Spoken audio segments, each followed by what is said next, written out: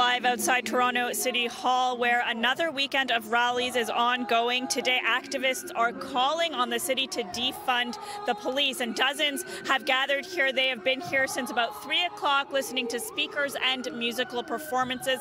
Many say they are disappointed that Toronto City councillors voted against a motion to defund the police this week. The rallies are becoming a regular sight outside Toronto City Hall. Dozens of people once again calling on the city to defund the police. We need to be heard and recognized, and the system needs to be changed, or else it's going to get worse. Activists have been converging here almost every weekend to get their message across. Holding Black Lives Matter signs, they say they won't give up until there is change. Change is not going to happen in one day. You need to keep going until finally change happens.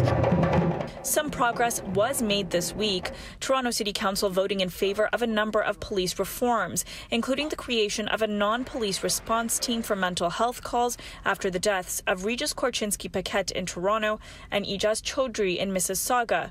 The 62-year-old was shot and killed by Peel police during a mental health call. All I've been hearing condolences.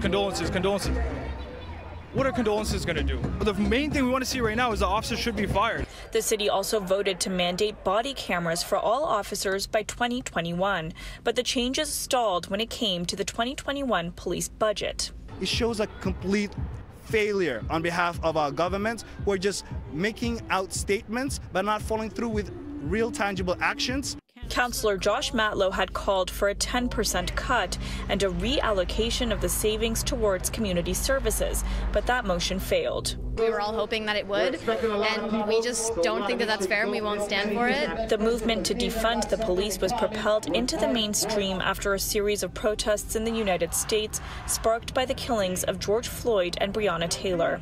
Some American cities have already answered the calls. This week, Los Angeles slashed its police budget by $150 million. Activists in Toronto want to see similar steps taken here. I think it's a time to listen and put into place real proactive positions. Police have too much, power to be able to deal with these situations. We can be putting that into community outreaches. We can be putting into after-school programs for kids. We need to put back money into the community.